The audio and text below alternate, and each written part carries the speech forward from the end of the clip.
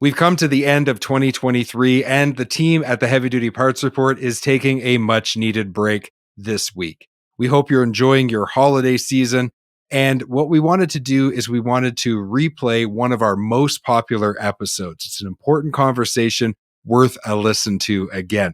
But before we do that, we just wanted to take a moment to express our sincere gratitude to you, the audience, to our guests, and of course to our sponsors.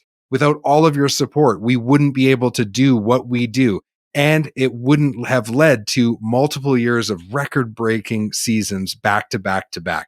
23 was a difficult year for the trucking industry, but at the Heavy Duty Parts Report, we've continued to grow, and it has been just an awesome, awesome experience. So thank you to all of you. We couldn't do it without your support.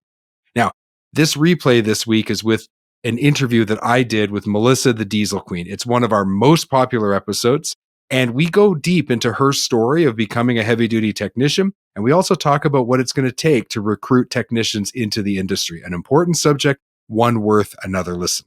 So enjoy the replay with my interview with Melissa, the Diesel Queen.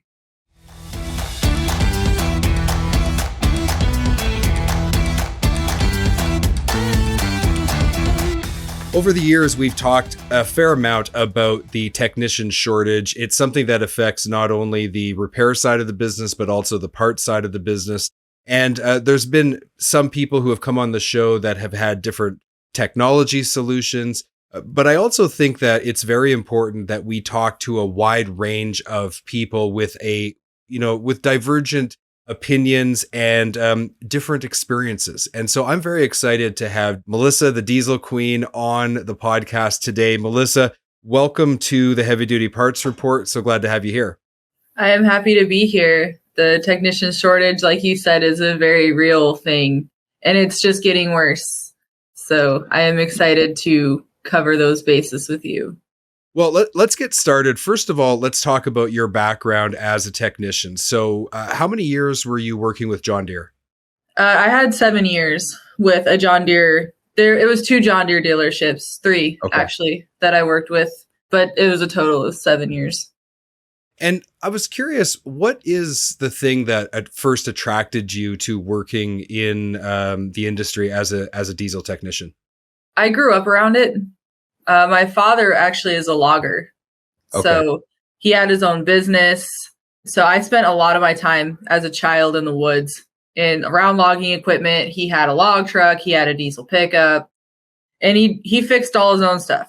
And then in high school, I started hanging around kids that went to the trade school in town, the trade college, and I started helping them work on their own stuff. And I started helping them work on their project cars and project trucks. And I just fell in love with it. And I'm like, well, it's either turn wrenches or train horses. And there's no money in training horses. So I decided to go full time into Wyotech, which is the trade school that I went to. And I actually went for semis, and I started at a semi dealership. I worked there 3 months. I had a job before I even graduated. I worked there 3 months. They started cutting hours because they were really slow. I was one of the 3 new kids there that was getting my hours cut really bad. And I had just bought a house, so I could not afford that. And the only dealership or the only shop in town that would hire me that was not night shift was John Deere, actually. Okay. So I applied for I don't know how many truck shops and how many dealerships, and the only place that would hire me not night shift is John Deere, and I've never looked back since. That's awesome. So I think your story is unique in some ways because of who you are and maybe the wide range of interests that you have. Like, I know that you are involved in modeling and acting, and so really those two things, they don't, automatically you don't put those two things together, diesel tech and model actress. But your story of like having an exposure to it as a child through a family connection is probably the more common part of your story. That's what I seem to see over and over again. Unless you have that connection somehow in your family, it's almost like the industry and the opportunities in the industry are invisible to you. Well, people have this really skewed image. If you don't grow up around it, you'd have a very skewed image of what the job actually is.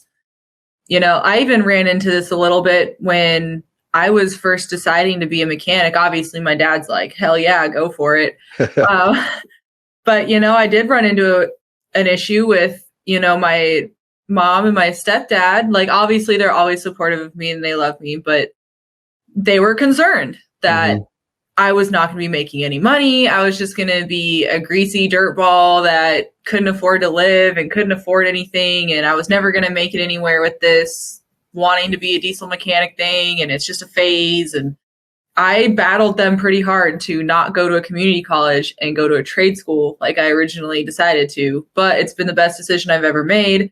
And now I make more than my mom. There you go. Once they started to realize that this is a lucrative trade and you can have a job wherever you go. And if you're not happy with the shop you're working at, there's 5 more down the road that'll hire you yesterday. Once they realized that, they were sold on it. Right. And I think you make a couple of really good points. So one, if you're not going to go through a 4 years bachelor degree, if that's not the path you're going to take, it is possible that unless you find an industry like trucking or heavy equipment, unless you find something like that really will pay you for expertise that you can develop, you probably are going to struggle financially.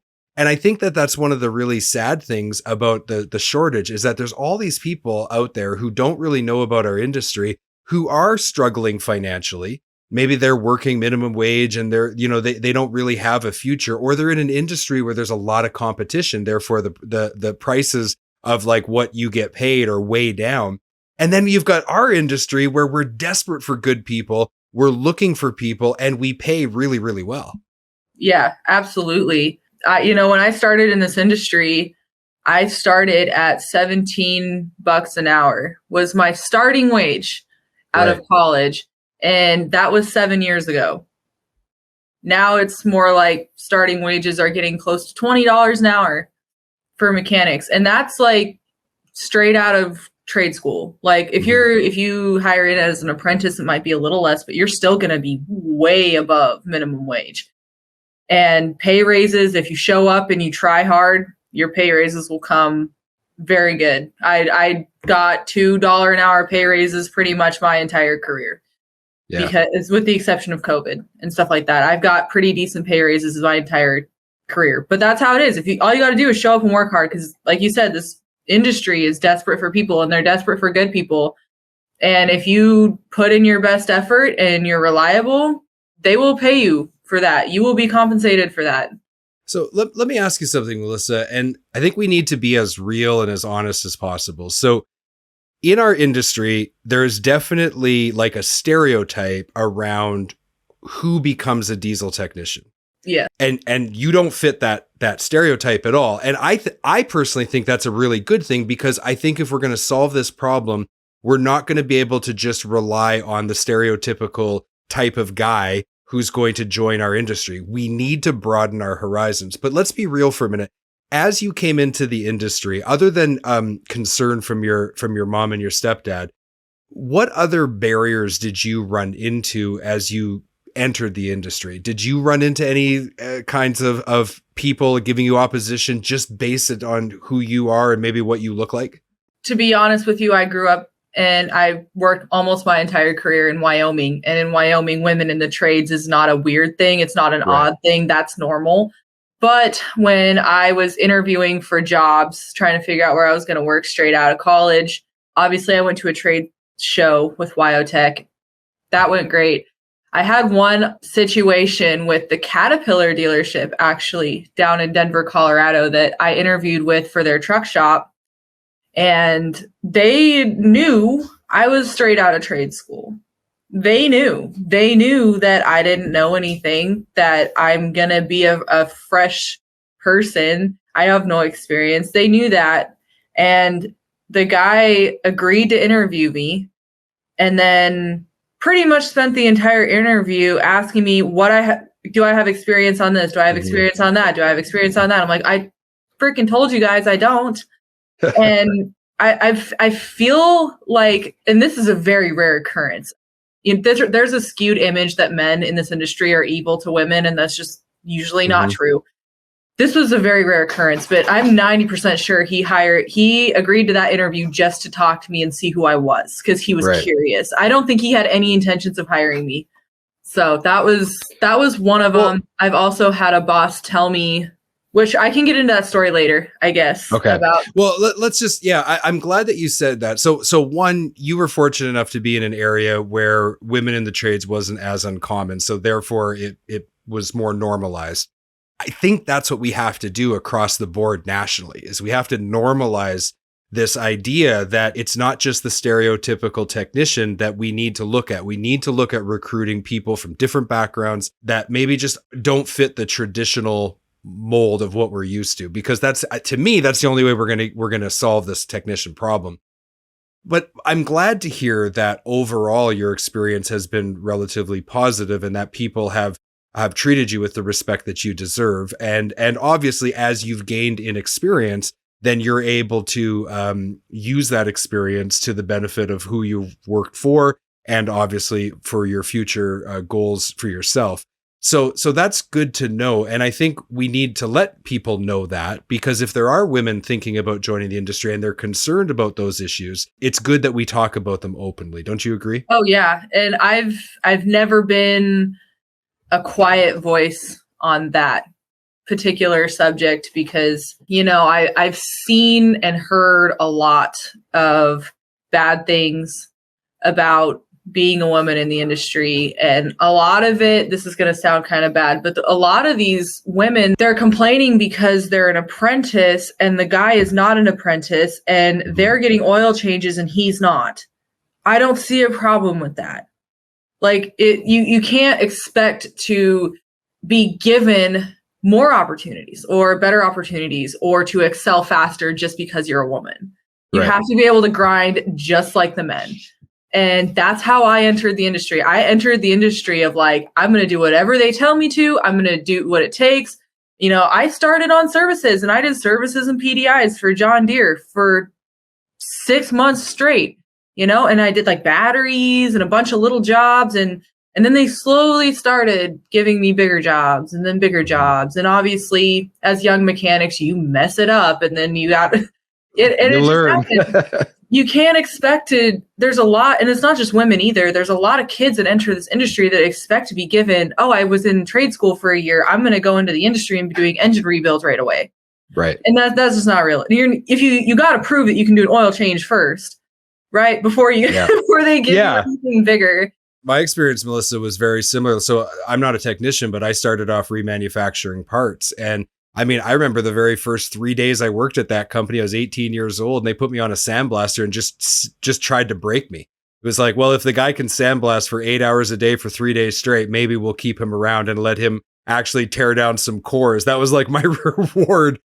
So, I had to pay my dues as well. And one of my mentors, and anybody who's listened to the show of any length of time will hear me say this repeatedly, but one of my mentors said to me, how do you get 20 years experience? I was like, I don't know. He's like, come see me in 20 years. Like there really isn't a way to shortcut that growth and that knowledge transfer that happens as you start at the bottom and work your way up.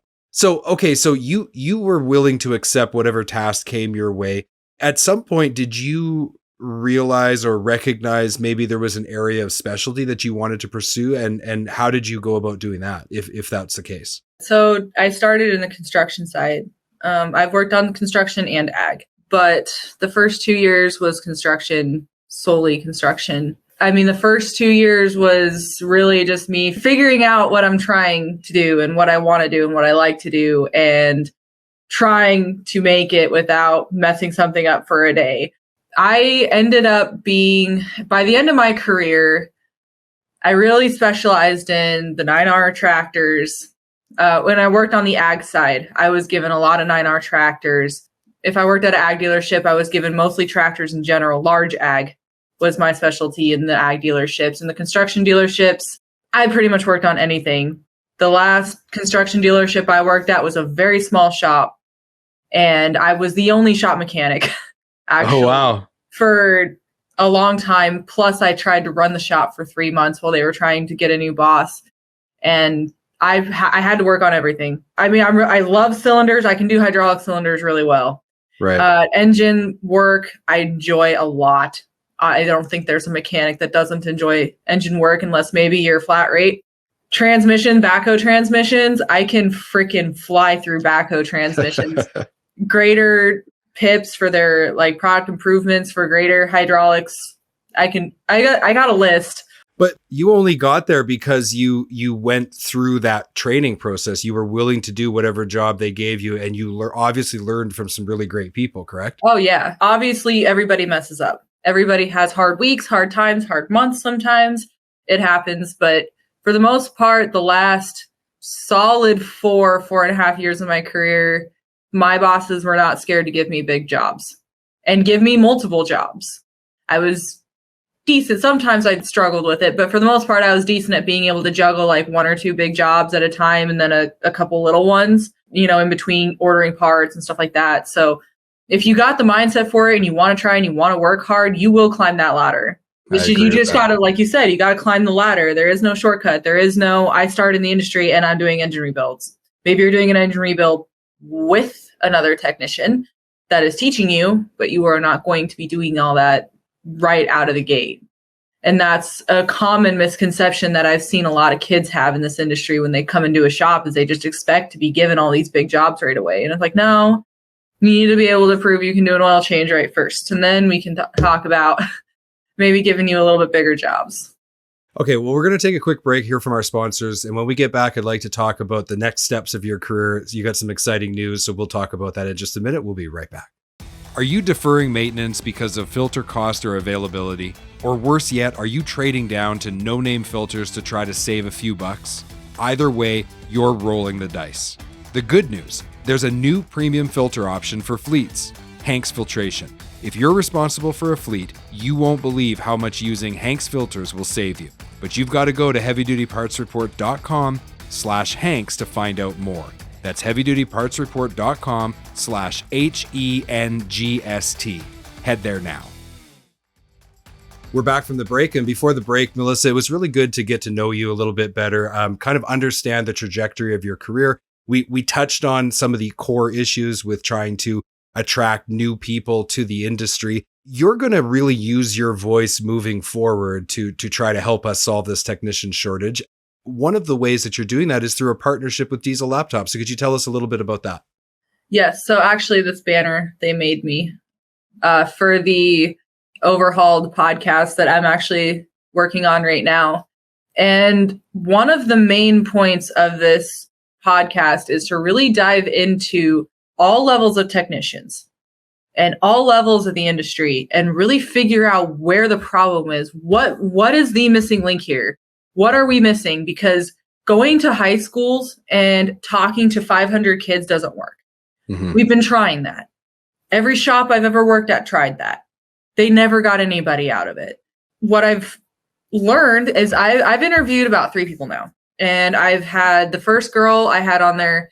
She is somebody that actually drove up to my shop that I worked at in Wyoming to talk to me about wanting to become a diesel technician. She's 17 and she's like a little mini me, but she's awesome.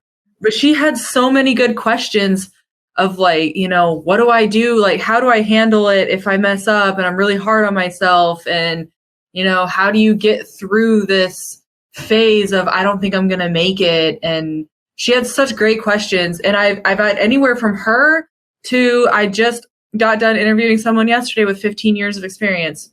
What I've learned a lot is I'm trying to dig into the background of these people, which is kind of what you did with me. What made them want to get into this industry? And how can we attract more people? I actually had a kid that had no background in the industry at all.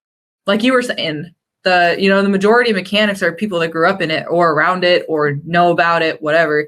This kid had no one in his family, didn't grow up around it. He just happened to try this class that his high school was putting on through a college for diesel mechanics and fell in love with it. And I'm trying to dig into how we can create programs or maybe voices. Like that's what I'm trying to do, right? I'm trying to use my voice to show kids that you don't have to grow up with a logger as a father to be a diesel mechanic. You don't have to grow up with daddy owning a truck shop to be a diesel mechanic.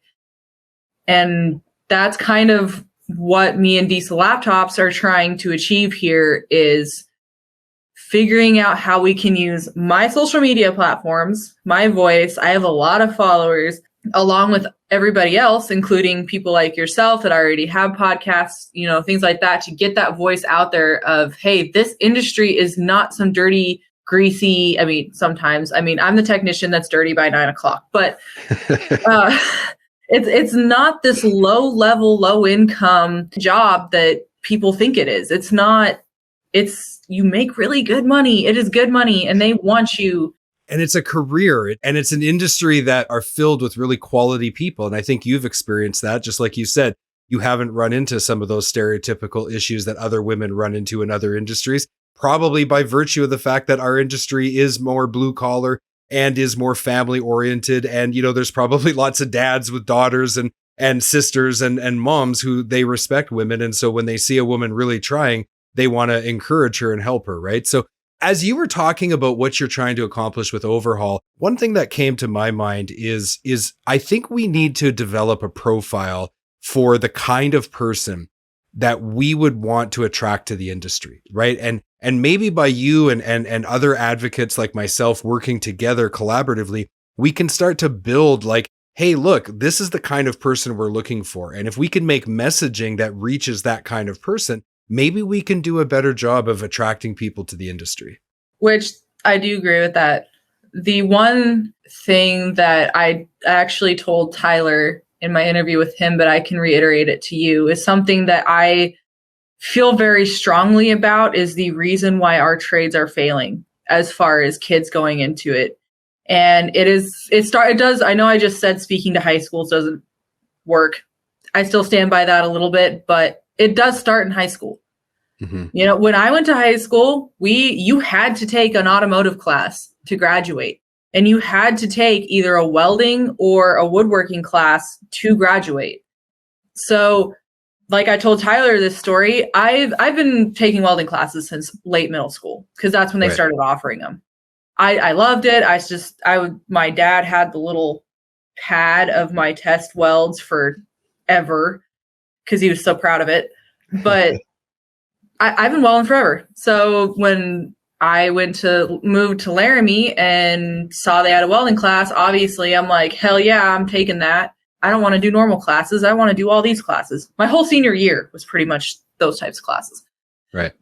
But because it was a requirement, there were kids in that welding class that would have never, ever in their life chosen to do that class if it was not a requirement. Like I told Tyler, there's this girl, and she was a sweetheart, but she was this like through and through little goth girl, right? Like the tall boots, fishnet leg thingies, skirt, freaking black makeup, white hair, straight up goth girl. And she was in the welding class, and she was over there running beads. Do you think she would have picked that as a class, as an elective ever? No. But there she is running her beads, and she was actually really good at it. She was great. And there's tons of kids that went through that high school. So to your point, I just want to make sure I understand. So to your point, like having a big one and done kind of presentation in a gymnasium with 500 students where they mention our industry once, that's the thing that fails. That's not what works. But having electives built into the course curriculum, having exposure to the industry at an early age, you feel that that's a more successful strategy. And then in addition to that, building digital content that will reach these young people earlier so that they can get exposed to the industry. It's the combination of those kinds of things that you think is going to be part of a successful strategy. Yeah, which, talking to high schools, I'm not saying it doesn't work completely or it's a complete waste, but out of 500 kids, you might have 10 that are listening to you, maybe. Yeah. I had an FFA group come through the shop when I worked at the ag dealership in Cheyenne. And these are kids that are in FFA. They should be all over that we have a giant ag tractor in the shop, and I'm sitting there teaching them how to do like regens and stuff on the computer. These are freaking farm kids. They should be all over this. And I had 2 guys and 1 girl out of the group of 25 kids that were there that actually paid attention. I pretty much just taught everything to those 3. No one else paid attention. Yeah, well, you gotta go where the audience is. So, Melissa, let me ask you something, because maybe in addition to trying to get the messaging to young people, I also think that there's a group of people in their 20s, maybe even as old as early 30s, who are lost. They're lost right now. They don't know, all the social norms have been turned on their heads. We live in this crazy world that we're in now. The economics of our economy and have really been weakened over the last few years. This is not the environment, for example, that I grew up in at that age, nor is it even the environment maybe you grew up in. It's changed that much in the last few years. So how do we reach that group of people? That's a great question, because those are, and I actually have brought this point up before, is people that tried college, didn't work, can't afford college and are working for minimum wage. Those are great people to get into this industry. Those are great people. And especially a lot of them want to work. Mm-hmm. They want to go out and they want to work, but they can't find a job, or the job they have is minimum wage and they are working. It's just not paying their bills. One of my best friends and the women that I really look up to the most, she's a freaking single mom when she found this industry. She didn't go to school, nothing. She was struggling as a single mom, and her grandma was a diesel mechanic, actually, believe it or not, which is cool as hell. And she decided that, hey, I want to make some money and I want to do good because I want to provide for my daughter. So she freaking has been killing it for the last 9 years as a heavy equipment mechanic, because she just threw herself into it and she tried hard. She showed up and she took all the training opportunities she could get. And now she's a service manager for Caterpillar. Wow. And yeah, she's freaking awesome. So, Melissa, let me ask you something, because you made a statement that I agree with, but I think there is, never mind misconceptions about people with different backgrounds or gender or whatever. Let's just talk about the misconception around the fact that young people don't want to work. I challenge that, because I have seen, I know myself, if I was in a economic position where no matter how hard I worked, I wasn't going to make it, I'd be pretty demotivated myself. Right? I don't think it's a lack of motivation on a lot of people's part to want to work. It's more of like, show me a path where I can actually succeed.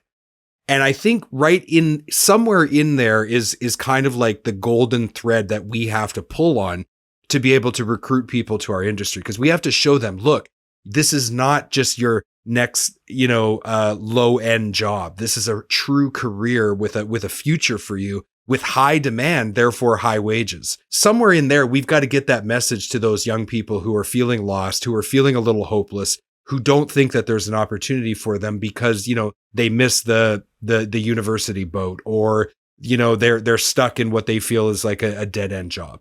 Yep. Well, and what I've touched on a couple of times in my social media is, guys, you don't have to go to college to do this. You don't. Translation, you don't need to accrue $100,000 in debt.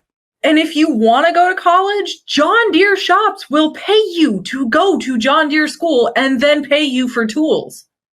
Yeah. There are so many opportunities in this industry. Even if you wanted to get professional training, let's say you didn't want to just throw yourself to the wolves and start as an apprentice in a shop and pray to God you make it. Let's say you do want to go to a college.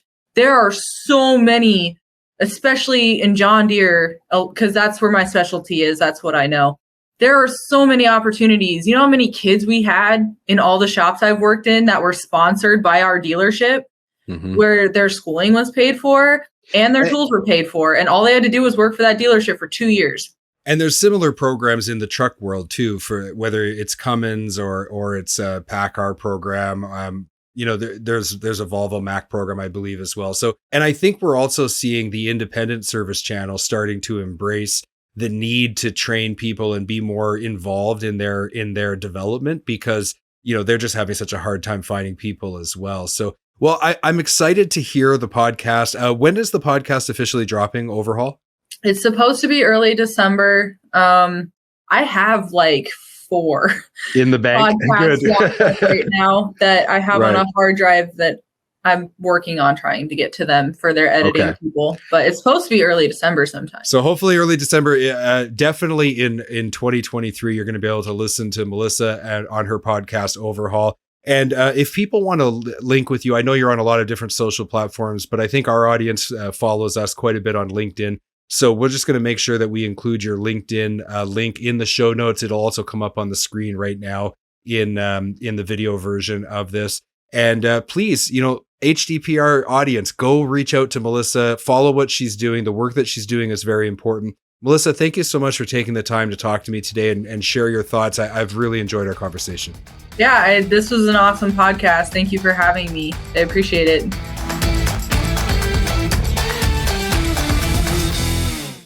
Thank you so much for listening to this week's replay episode. We really appreciate your ongoing support. If you enjoy what you're listening to right now or what you're watching, make sure that you head over to heavydutypartsreport.com, hit the follow button, and you will sign up to a weekly email where you get one weekly email a week, so you never miss out on any content.